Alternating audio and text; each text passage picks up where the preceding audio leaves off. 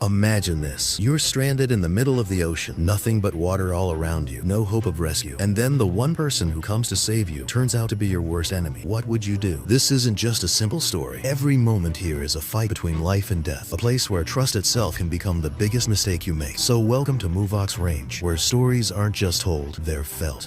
Make sure you watch this video till the very end, because what's coming next will shake you to your core and might even change the way you think.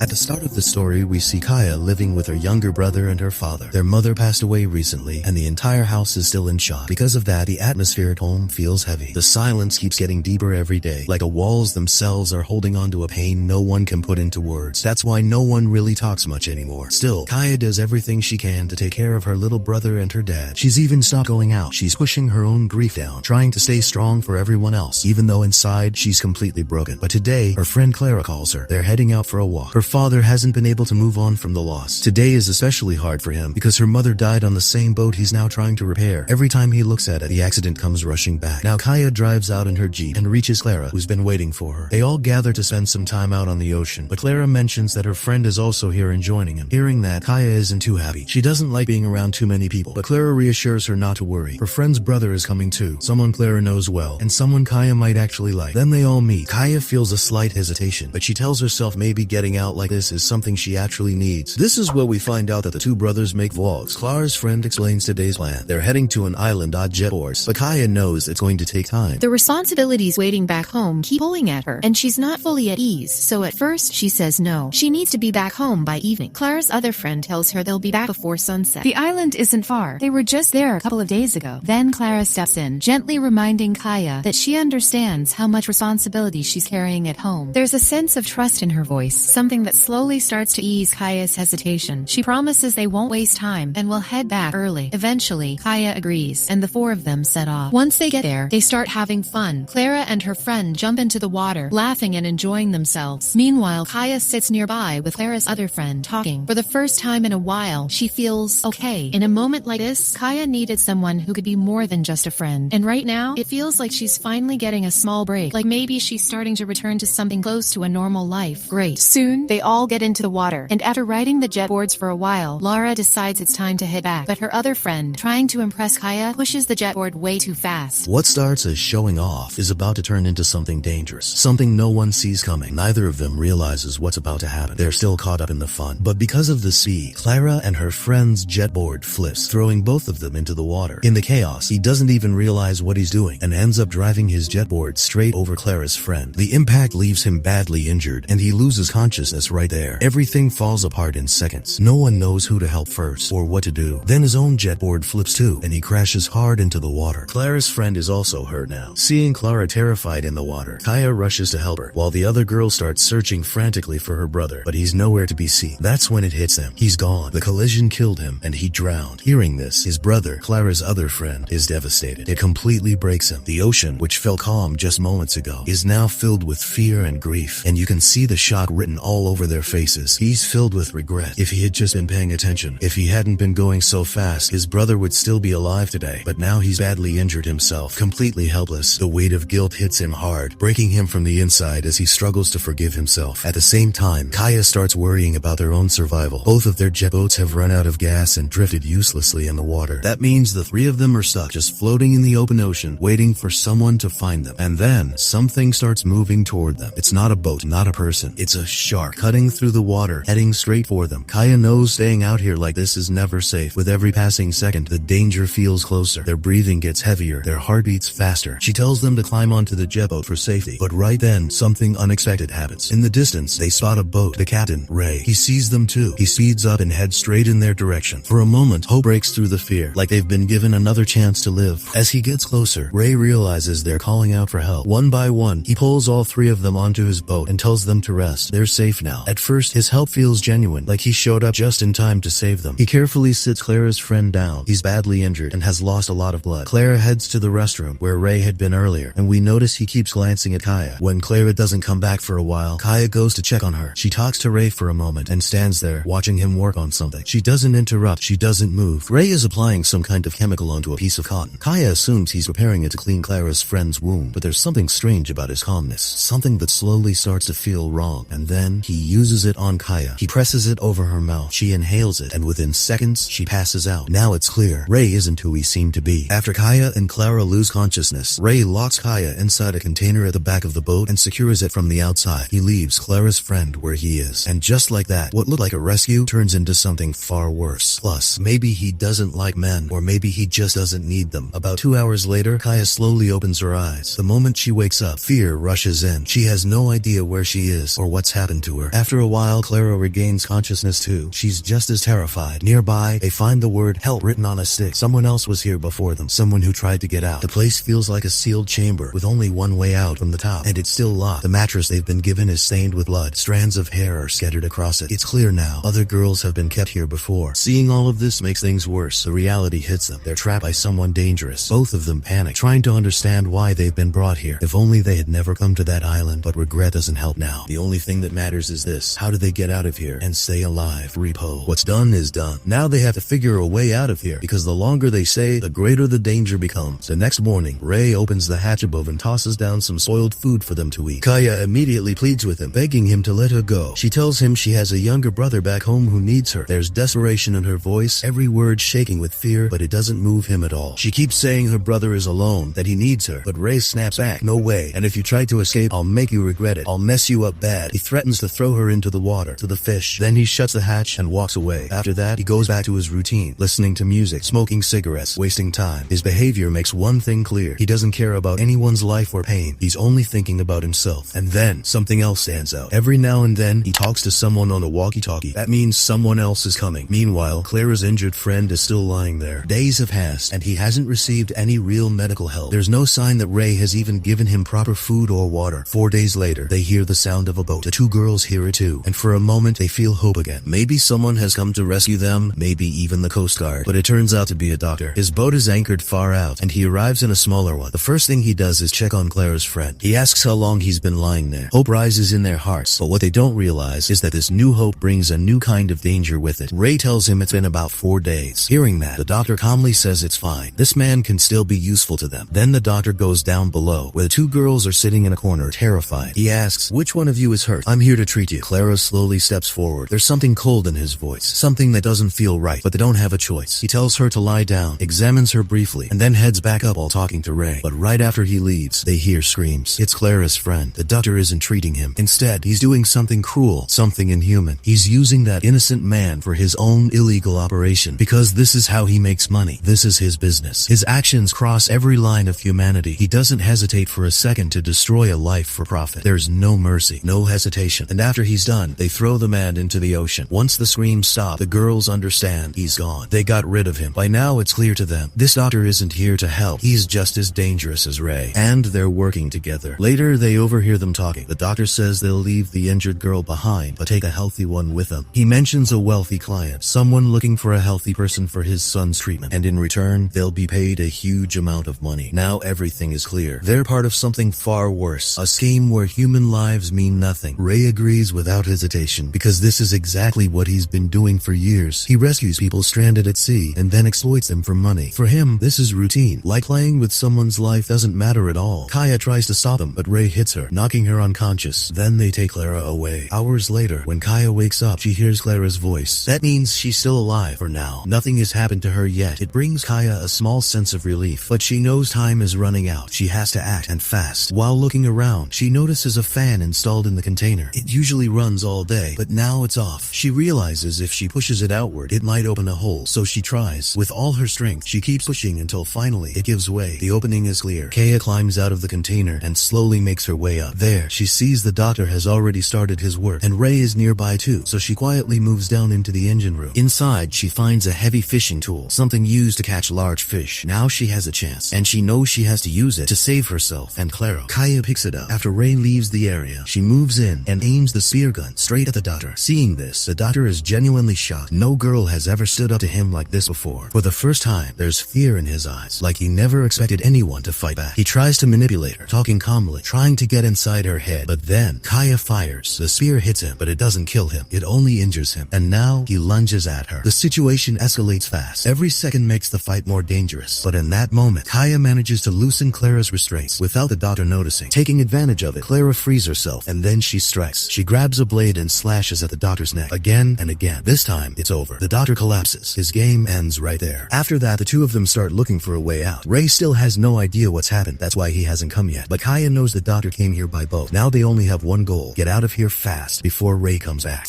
To reach it, both of them jump into the water. After a while, when Ray comes back up, everything is scattered and out of place. One look is enough. He knows something is wrong. His face tightens with anger. Then he sees it, the doctor's body.